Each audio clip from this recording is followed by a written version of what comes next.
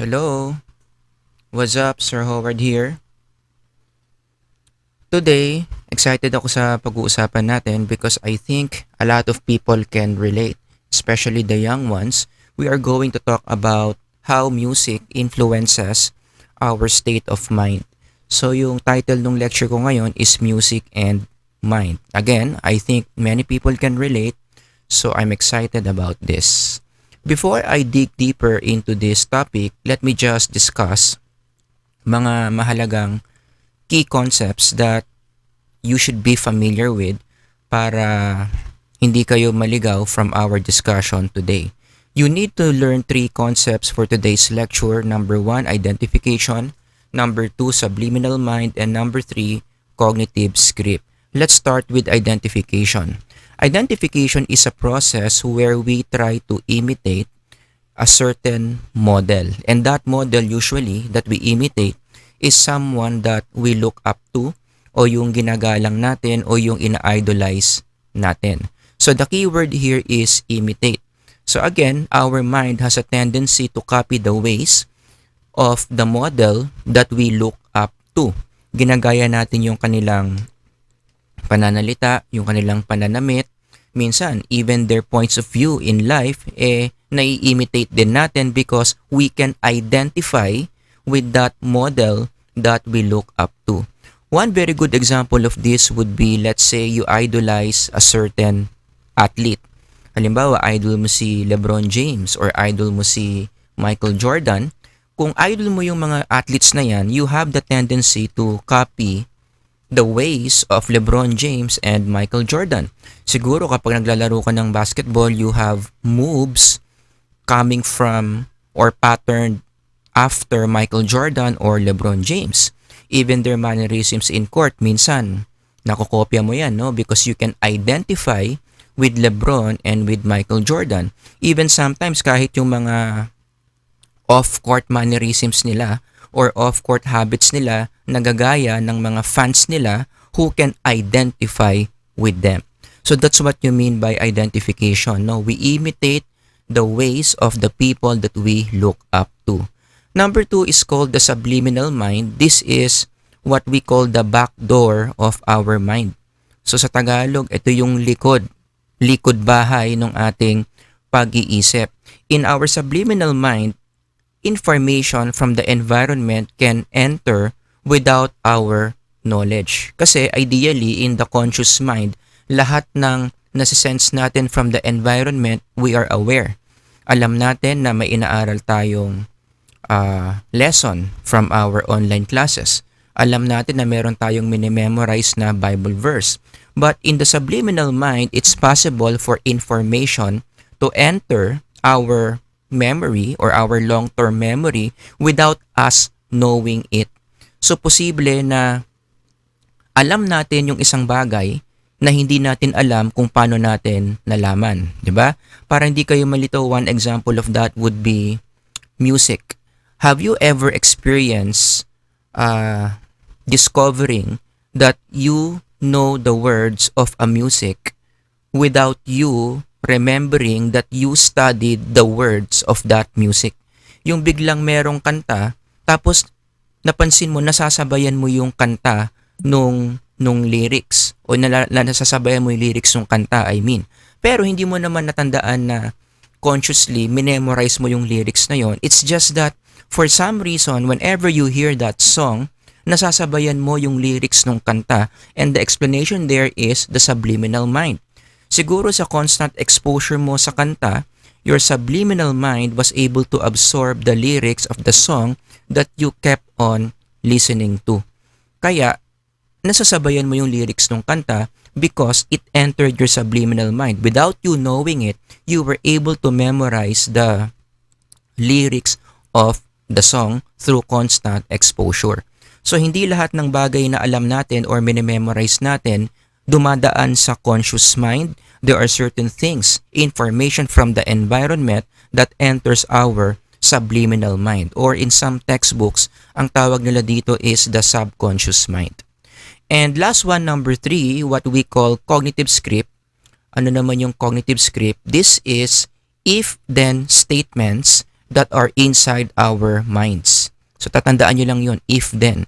Usually the if is in a situation, and then is the reaction that we are going to do when we are in that situation. So medyo magulo, no? Ibigyan ko kayo ng mga examples. Let's say, one example of cognitive script is this: if sad equals drink. So a person with a cognitive script like that, meron na siyang pattern of behavior na gagawin niya kapag sad siya. So every time the person is sad, this person does not like feeling the sadness, so he's going to deny the sadness, and he's going to do that by drinking lots of alcohol so that his emotions will be numbed and he will not feel the sadness. So lahat ng sinabi ko na yon, it's a cognitive script for that person. So every time that person feels sad, yung cognitive script niya, iinom siya ng alcohol to numb the sadness that he is feeling. Okay, another example of cognitive script. There are people whose script in life is, if being hurt, you hurt others too.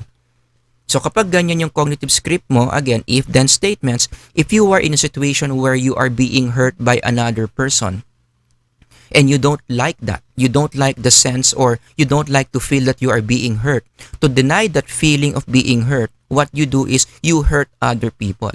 Kapag ganyan yung cognitive script mo, every time that somebody is hurting you, automatic, hindi mo na kinakailangan mag-isip, you will also hurt other people.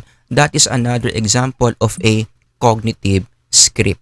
So, parang ano lang yan, no? It's a pattern of behavior that we do or emotions that we feel every time that we are faced in a certain situation. Okay? Ang cognitive script, pwede rin ano yan, no? It's a way of looking at life. Ano yung script mo sa buhay? Ano yung paniniwala mo sa buhay? Pag nangyari yung ganito, ano yung mga bagay na dapat mong gawin? That's another example or another definition of cognitive script. So I hope you understand those three concepts. Again, as we go along, we are going to discuss how these concepts will make sense in connection to our topic. So let's now talk about how music affects the psyche. The most basic question to ask here is, totoo ba na pwedeng makaapekto ang ating music sa ating state of mind? Well, the most easy or the easiest way to answer that question, to confirm kung meron ba talagang epekto yung music sa ating pag-iisip, is to look at some observations of people about this topic. We have to go back in history and listen to what Aristotle said about music. Music directly represents the passion of the soul.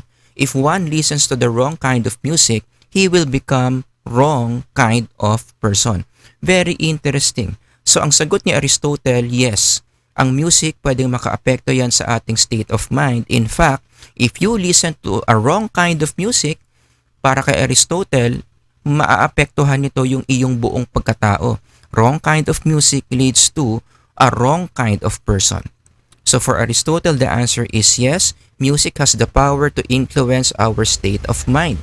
Another author, Anonymous, observes, music speaks what cannot be expressed, soothes the mind and gives it rest, heals the heart and makes it whole, flows from heaven to the soul.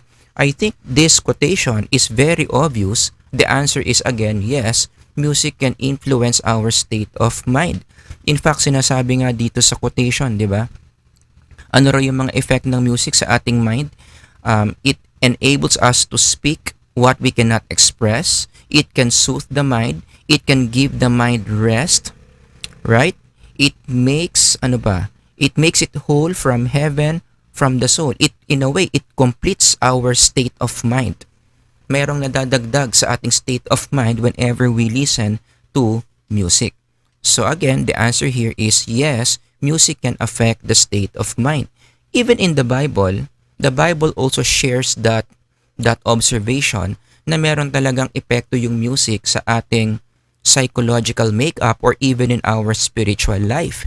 In fact, there are many passages in the Bible that shows or that tells us that we really need to use music and singing if we want to reinforce our spirituality. So kung gusto mong palakasin yung spirituality mo, if you want to be closer to God, if you want to worship God better, one way to do it is through music. For example, in the book of Psalms, sinasabi yan, "Come, let us sing for joy to the Lord. Let us shout aloud to the rock of our salvation." Fast forward in the New Testament, Ephesians 5:19. "Sing psalms and hymns and spiritual songs among yourselves and make music to the Lord in your hearts." Again, the common denominator among these passages is music can reinforce our positive feeling towards God.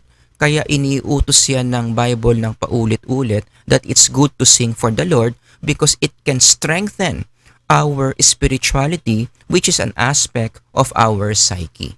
Okay? And even science, by the way, even science agrees that music can influence our state of mind.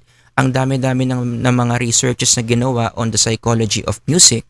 One example is this article. You can just download this from Google Scholar.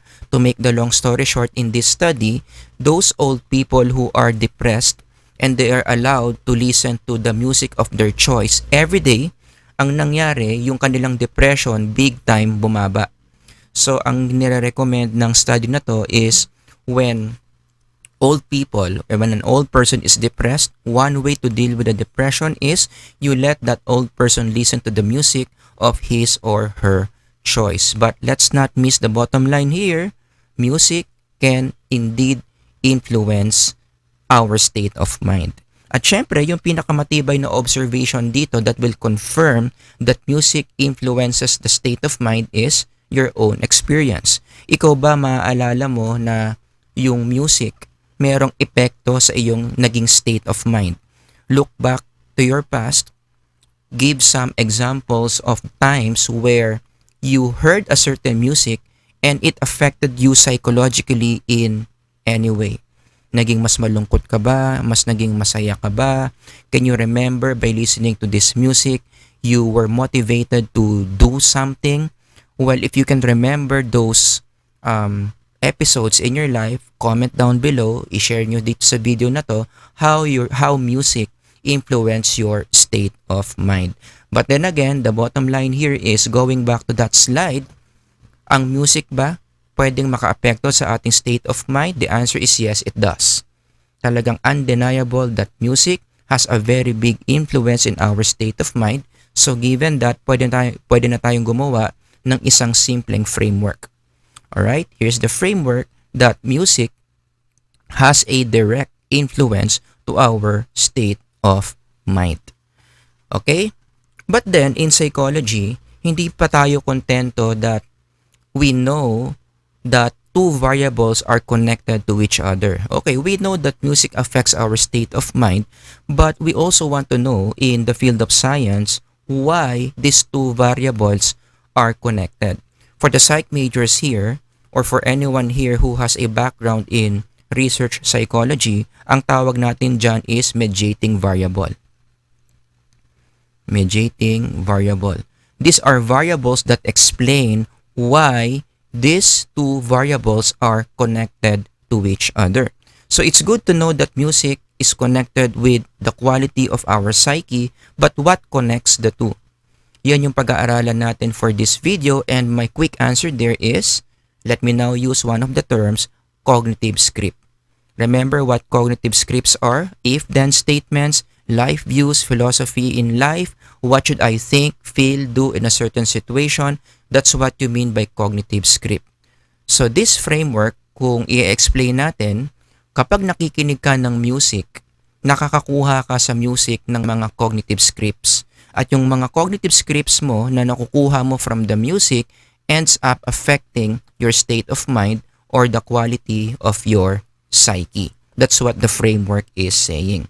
But I just want to focus first on, mas pasimplihin lang muna natin yung framework on these two, music and cognitive script. Ano ba yung mga key points that we need to remember in connection to how music relates to cognitive script?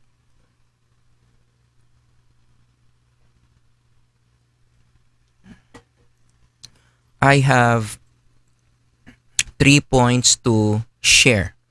What is the connection between music and cognitive script? Number one, tandaan natin na yung mga lyrics na nakikinig natin from the music that we listen to can reflect certain cognitive scripts.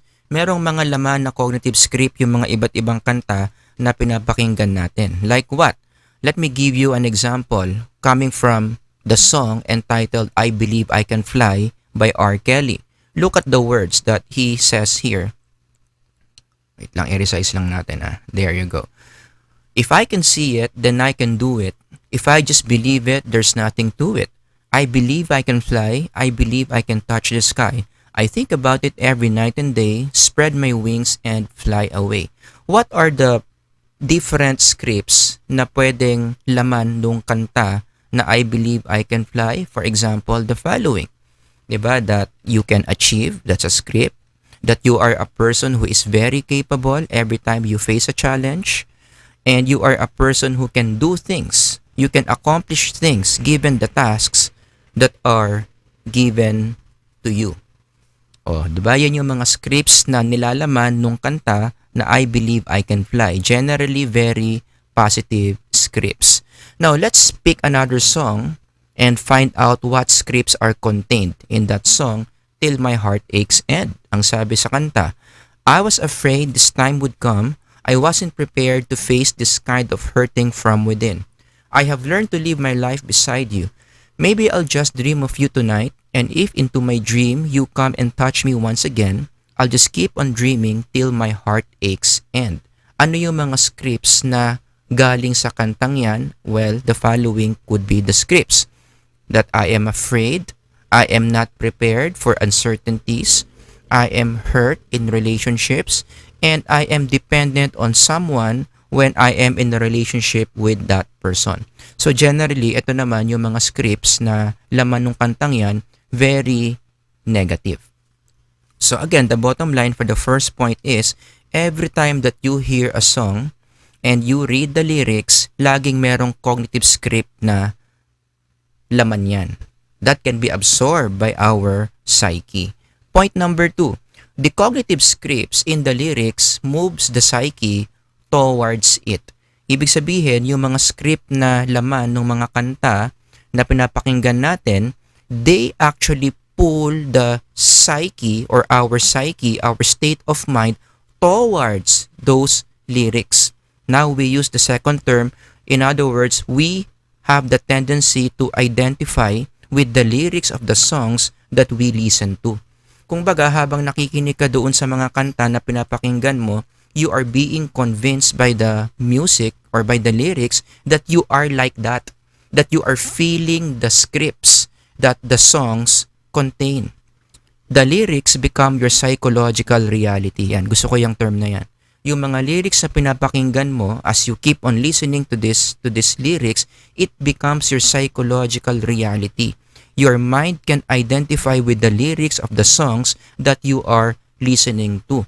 Kaya maya-maya kung napapansin niyo parang nafe-feel nyo na yung emotion ng kanta kahit na before mo pinakinggan yung kanta hindi ka naman ganun, hindi naman ganun yung emotions mo. One example, let's say this song, I've Fallen For You. I think this is by Jamie Rivera, no?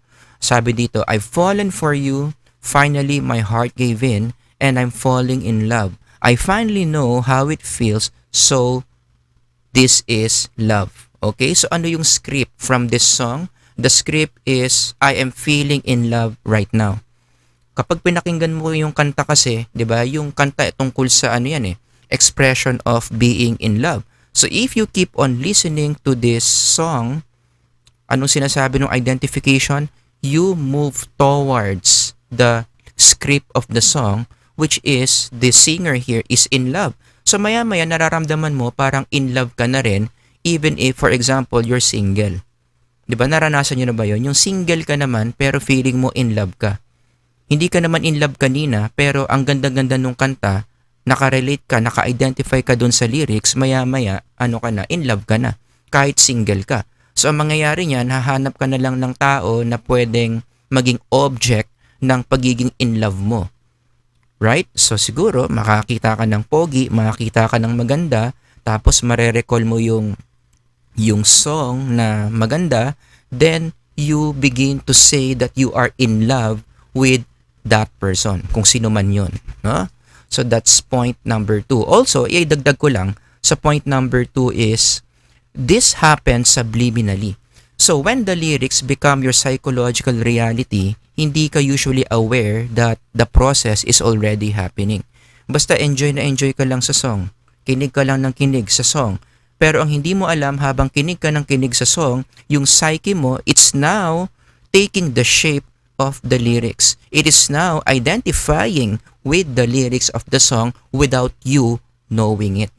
Kaya minsan, ito rin yung nagpapaliwanag why we feel certain emotions that we don't understand.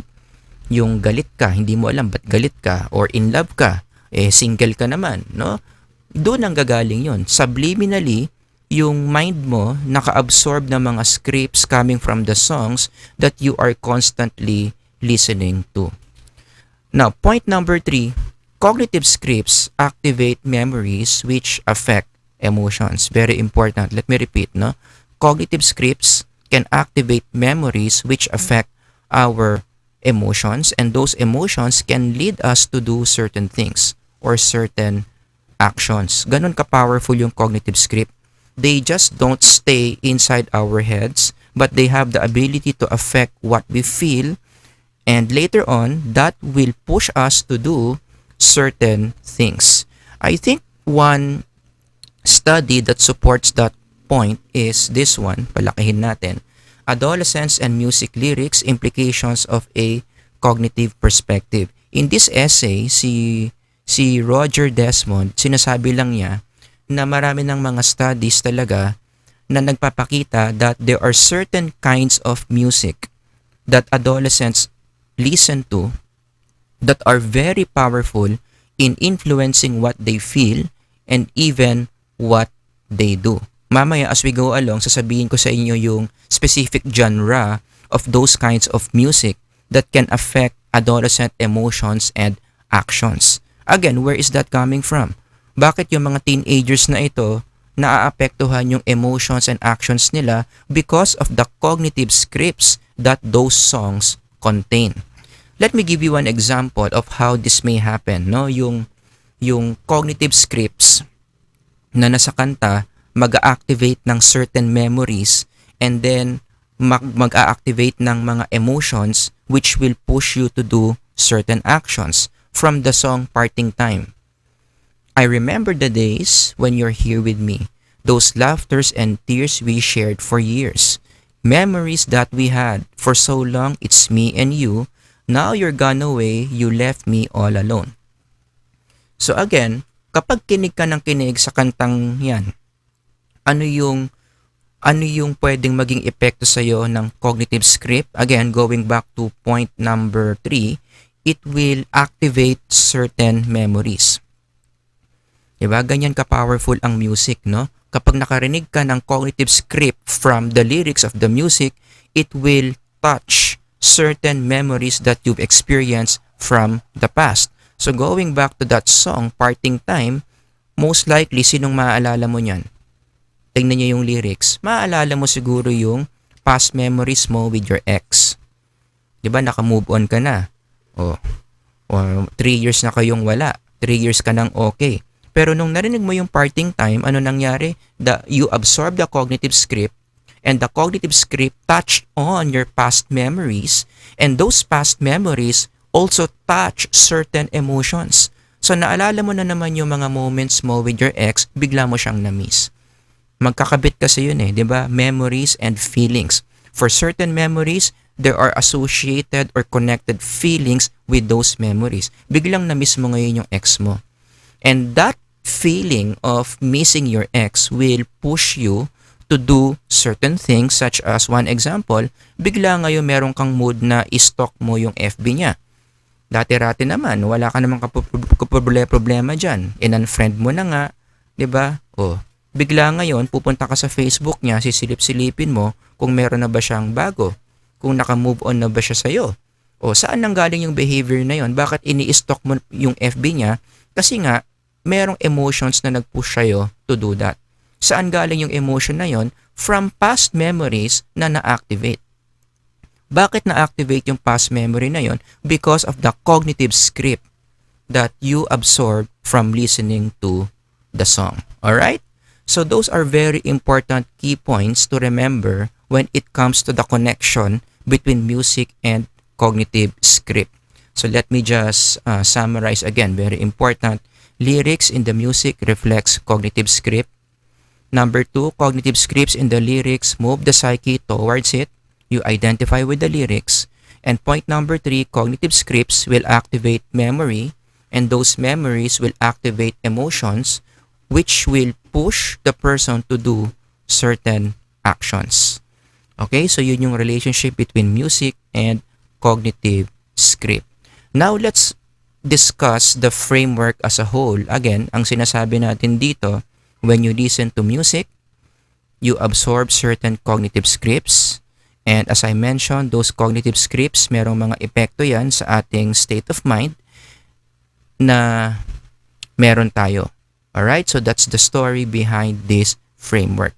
Now, if you analyze this framework, it makes sense kung bakit nakakita tayo ng mga studies whose findings are like this. Palakihin ko lang to, no? In this study, sinasabi nila na yung pakikinig sa pop rock music is a precipitating cause in youth suicide. So yan yung genre na sinasabi ko kanina, pop rock music. O, kapag kinig ka raw ng kinig sa pop rock music, according to their data, it increases the chance of young people to commit suicide. In another study, kasi nga marami mga studies na yan talaga yung nakikita, no? You can download this from Google Scholar. The impact of rock videos and music with suicidal content on thoughts and attitude about suicide. To make the long story short, in this study, the more young people listened to rock music or even watch rock videos, tumataas din yung kanilang tendency to think about suicidal thoughts, or in psychology, ang tawag namin dyan is suicidal ideation, or even the behavior of suicide.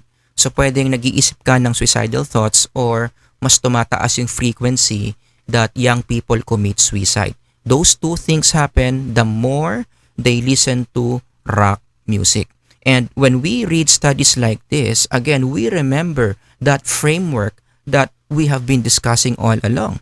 Diba? What can make sense of that study? Kasi yung pakikinig ng rock music nagbibigay sa mga kabataan ng cognitive script, at yung mga cognitive script na yon na na-absorb nila while listening to the rock music affects the quality of their psyche. Kaya sila na-feel bad sa sarili nila. Kaya sila napupush na gumawa ng mga certain behavior such as suicide because of these cognitive scripts that they absorb from listening to these kinds of music. Alright? Para mas malinaw, let me just give you some examples of rock music na nagko-contain ng cognitive script that can negatively affect the quality of the psyche. Pasensya na sa mga Linkin Park fans, no? I have nothing against Linkin Park, no? This is only for the sake of example. Kasi kung titignan nyo yung mga kanta ng Linkin Park, kung babasahin nyo yung mga lyrics, talagang marami silang mga kanta, and I think rock bands in general, again, not all. Okay? Not all rock bands have unhealthy lyrics, pero majority, marami, mga rock bands, yung mga kanta kasi nila, it's out of certain negative emotions, eh. 'Di ba? Anger, bitterness, sex, drugs. Again, not all rock songs are like that, but majority, the norm is, it is like that. 'Di ba? Kaya that may explain why, going back to that study, ito yung mga nakikita nila, eh. 'Di ba? Kapag nakikinig ka sa mga rock music, nakakakuha ka ng mga unhealthy cognitive scripts that compromise the quality of your psyche. O halimbawa, anong kanta ng Linkin Park yung hindi maganda yung cognitive script that may affect the quality of the psyche? Meron silang kanta, ito yung lyrics nung kanilang song. I don't mind. I don't like my mind right now, stacking up problems that are so unnecessary. Wish that I could slow things down. I wanna let go, but there's comfort in the panic, and I drive myself crazy thinking everything's about me. Yeah, I drive myself crazy because I can't escape the gravity. Imaginein mo, halimbawa, pakinggan mo na pakinggan yung kanta na yan, and even before you listen to this song, you are already feeling bad. Let's say you're feeling anxiety, you're feeling worried.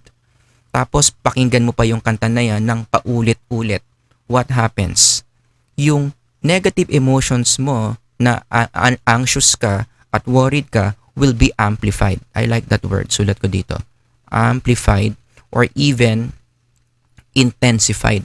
Lalo mong pinapataas yung level of your negative feelings kasi nga nare-reinforce nung kanta na ito yung iyong mga negative emotions. At kapag tumaas pa ng tumaas yung anxiety at yung worry level mo because of listening to this song, because this song validates your negative feelings, pag tumaas pa ng tumaas yan, that's the time that it will begin to affect the quality of your psyche. Lalo kang hindi makatulog, lalo kang hindi makakain, lalo ka ngayon tuloy na nag-iisip ng kung ano-ano na dapat mong gawin when you are in this state of mind. Kaya alam nyo ang implication dito that I hope you can get, no? Is music affects our mental health big time. We should not underestimate the power of music to affect our psychological health. Ang music, hindi lang siya sound vibrations that we hear or that we enjoy, but it has the power to really affect the quality of our state of mind. Kapag hindi tayo maingat about the kinds of music that we listen to, lagi tayo nakikinig sa mga music na hindi magaganda, yung mga cognitive scripts, literally, this is what we are doing with our minds. Binibigyan natin o nilalagyan natin ng poison yung ating mind which will affect our total being. 'Di ba? Yung mga unhealthy cognitive scripts na yan will affect your thinking patterns, will affect your emotional patterns, and even your behavioral patterns that you end up thinking, feeling, and doing things that are psychologically unhealthy for you.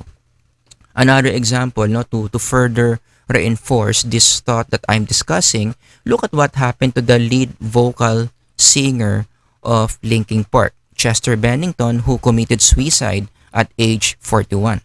Now, don't get me wrong, hindi natin ino-oversimplify yung pag-suicide ni Chester Bennington, no? Because depression and suicidal behaviors are always what? Are always complex in nature.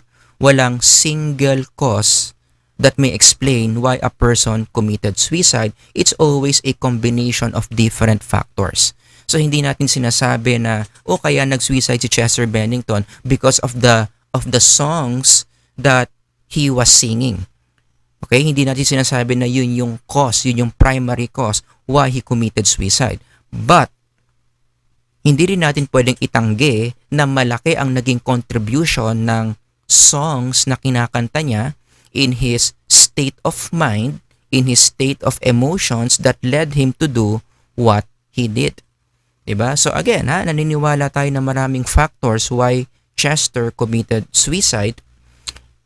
I believe in this model. Diba? We teach this in abnormal psychology. Maraming factors ang reason why people commit suicide. Genetic factors, environmental factors, and those factors interact with each other that can push the person to feel depressed and later on can push the person to commit suicide.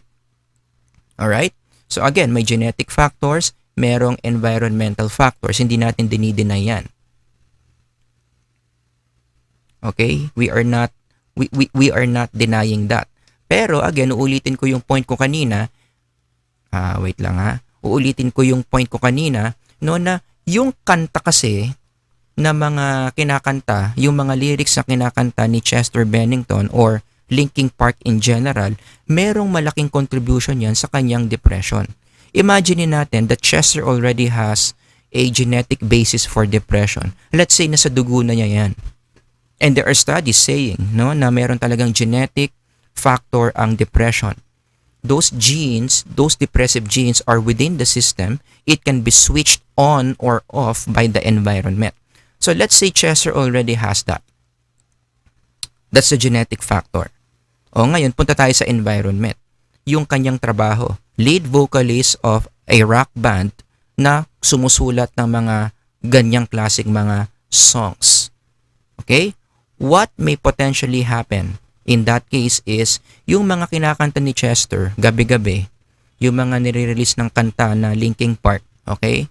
Na medyo pangit yung mga cognitive scripts, can activate, can reinforce those depressive genes that Chester already has, which can further empower, can further reinforce the depression that he already has. It becomes so strong that it came to a point that he can no longer handle those feelings, and that pushed him to commit suicide. Like what? Ano ba yung mga kanta kasi? Imagine mo, depressed ka na nga. Meron ka ng depressive genes within you, no? Meron ka ng genetic predisposition for depression, tapos samahan mo pa ng ganyang kanta. Kantahin mo yung, I don't like my mind right now. Stacking up problems that are so unnecessary. Wish that I could slow things down. I wanna let go, but there's comfort in the panic. And I drive myself crazy thinking everything's about me. I drive myself crazy because I can't escape the gravity. And then, you look at the model. See? So, yung music, yun yung kinakanta niya. At ito ito pa yung matindi, no? Hindi lang niya to pinapakinggan because he's the lead vocalist of this song. Kinakanta talaga niya yan. 'Di ba? At isa sa pagkanta, hindi lang enough na kinakanta mo yan eh. 'Di ba? If you are a good artist, you want your audience to really feel the song that you are singing. Your audience must feel that you are the song in human form. And the only way to do that is for you to internalize the song so that your audience can feel the song. So, ang point ko dito, na-imagine nyo ba, depressed na nga si Chester, meron na siyang genetic predisposition for depression, tapos i-internalize pa niya yan. Talagang i-absorb niya yan. Parang siya yung kanta na naging tao. Ano nangyayari? Yung depressive genes tuloy niya nasuswitch on. Lalong na-empower, lalong na-intensify, which again increases negative emotions. It activates negative memories maybe from his past, and that further contributed to his actions of committing suicide. Diba? O ano pa yung mga kanta? Ano pa yung mga lyrics? O imagine mo again, for a depressed person, kantahin mo yung Waiting for the End. Again, a Linkin Park song. Waiting for the end to come, wishing I had strength to stand. This is not what I had planned. It's out of my control. Flying at the speed of light, thoughts were spinning in my head. So many things were left unsaid. It's hard to let you go. I know what it takes to move on. I know how it feels to lie. All I wanna do is trade this life for something new, holding on to what I haven't got. Again, imagine you're already depressed, you have genetic predisposition for depression, and then you internalize this song, the lyrics of the song. You get those scripts. Those scripts activate certain memories, certain emotions, which I'm sure hindi maganda. That pushes you to further intensify your depression. O kaya ang ending, nakakakita tayo ng mga ganyang studies. Adolescent suicide, music preference as an indicator of vulnerability. In summary, in this study, ang nakita ng mga authors, sino pala yung mga teenagers na mataas ang vulnerability for suicide and suicide ideation? Those adolescents whose music preference is rock music. Rock music. Again, I have nothing against rock music. Hindi naman lahat ng rock music, hindi maganda yung cognitive scripts, but we cannot deny na ang norm, ang majority talaga ng rock music, ang cognitive script, it's not psychologically healthy. In fact, meron akong assignment na ibibigay sa inyo to further support the things that we are studying here. You research about the famous musicians who committed suicide. Okay? I-google nyo na lang yan, and then I want you to ask the question while you're doing this research, what kinds of music are they singing? Tignan nyo yung mga lyrics ng songs na kinakanta. na kinakanta ng mga musicians na to, and you evaluate kung healthy ba yung mga scripts ng mga songs na kinakanta nila. My hypothesis here is if you do this assignment, you will find out that a lot of these musicians who committed suicide, hindi healthy yung mga cognitive scripts sa mga kanta nila, that it intensified their suicidal tendencies to the point that it became their reality. Kaya sila na-push na talagang mag-suicide because of those cognitive scripts that are contained in their songs that are very unhealthy. Kaya alam nyo, yung reverse application nito is we really need to choose the music that we listen to. Specifically, let's listen to music na magaganda yung mga cognitive scripts para mas magiging maganda rin yung quality ng psyche natin. And one example of a genre na sa tingin ko talaga magaganda yung mga cognitive scripts na makakapasok sa mind natin subliminally are gospel music. Kung titignan mo yung gospel music, a lot of these gospel musics are biblical in nature. And I strongly believe that the Bible contains a lot of positive messages when it comes to dealing with life, dealing with problems. So ginagawa nilang kanta yon, yung mga Bible verses gagawin nilang kanta. So yung cognitive scripts that we absorb from this gospel music are very positive, which will greatly contribute to the quality of our psyche. Halimbawa, isang kanta ng Hillsong, yung Still, find rest my soul in Christ alone. Know His power in quietness and trust. When the oceans rise and thunders roar, ibig sabihin may trouble ka, may problem ka, ano dapat gagawin mo? Ito yung script I will soar with you above the storm. Father, you are king over the flood. I will be still and know you are God.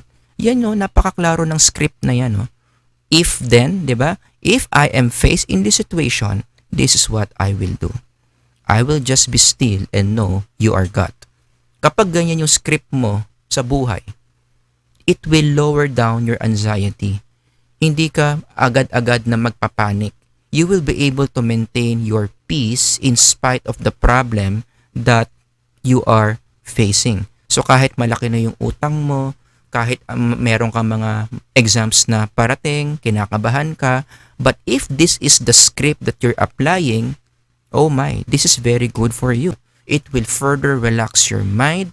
It will help you not to panic in those negative situations. Another example of a gospel song na maganda yung script, it's entitled Counter Blessings. Let me read. When upon life's billows you are tempest tossed. You see, that's the if statement.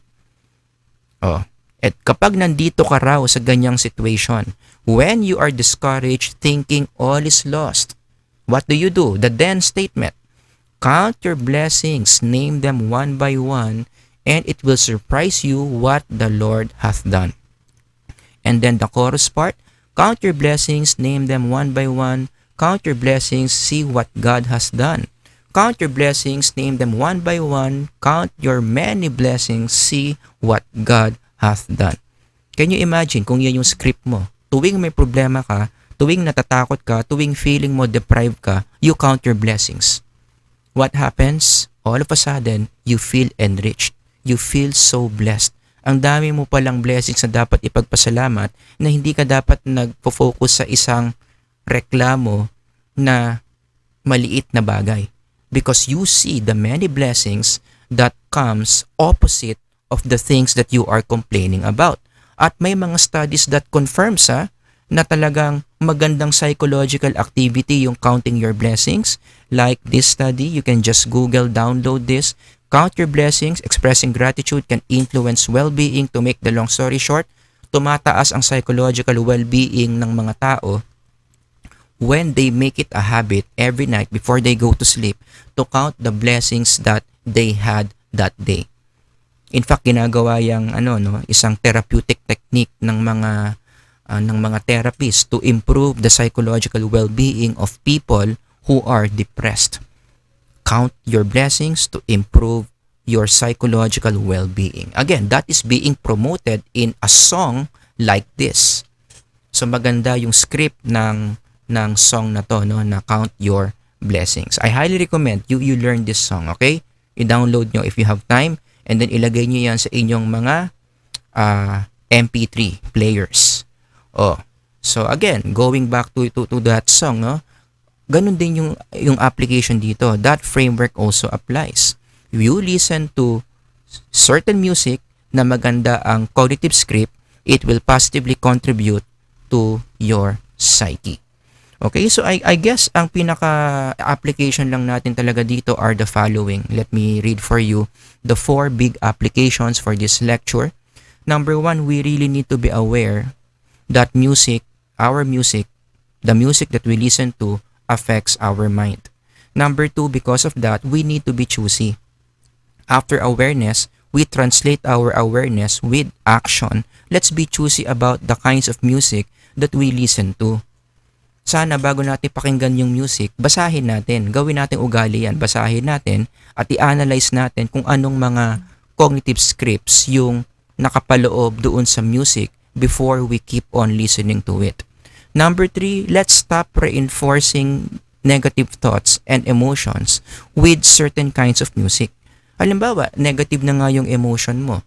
Anxious ka na nga, selos ka na nga, depressed ka na nga. Huwag mo nang i-reinforce yung mga emotions na yon by listening to those music na parang pareho doon sa feeling mo. Dapat nga ika-counter mo yun eh. You're feeling anxious? Find music na mababa ang anxiety. You're depressed? Don't listen to depressed songs. You listen to songs that are happy in nature. Kaya lang yung mga tao mahilig mag-sentimental. And I see this being commonly done, which I think is wrong. No? Yung malungkot sila, makikinig sa malungkot na kanta. Anxious sila, makikinig sa anxious na kanta. Galit na galit sila, makikinig sa galit na kanta. Dapat opposite emotion. Kapag you're dealing with negative emotion, dapat opposite emotion yung pakikinggan mo sa music. Alright? But that is not true for positive emotions. For positive emotions, you would like to reinforce the positive emotion. So if you are happy and you want to sustain that happiness, you listen to happy songs. Alright? So I know you get the point. And last one, number 4, let's reinforce positive thoughts. Ito yung sinasabi ko. Reinforce positive thoughts and emotions using music din. So kapag nakakaramdam ka ng mga positive emotions and you like to sustain that, makinig tayo sa mga songs na parallel doon sa emotions na yon. Okay? Music that makes you feel inspired. Music that makes you feel motivated to sustain those positive emotions. But again, going back to number 3, kapag negative yung feeling mo, huwag mong i-reinforce yan by listening to negative music. To music that contains unhealthy cognitive scripts. Alright? So yun lang naman, no? Kung isa-summarize ko yung mga sinabi ko ngayon, maging choosy tayo sa mga music na pinakikinggan natin. Dapat gawin nating ugali yung sinisigurado muna natin na magaganda yung mga cognitive scripts that we will be absorbing from listening to this music. Gawin nating habit yan. Kasi sa katawan nga natin, ginagamit natin yan, di ba? We are very sensitive, choosy about the kinds of food that we eat that enters our system. Ano pa kaya sa ating psyche? The more we want to be sensitive or choosy about the kinds of music that we listen to. Alright, so what's your comment about the things that I've said or questions that you have about these ideas we discussed? I-comment nyo lang dyan sa comment section. Alright? So I hope you learned something new about the way our mind works. Thank you for listening, everyone. Until next time, Sir Howard here. Thank you and God bless.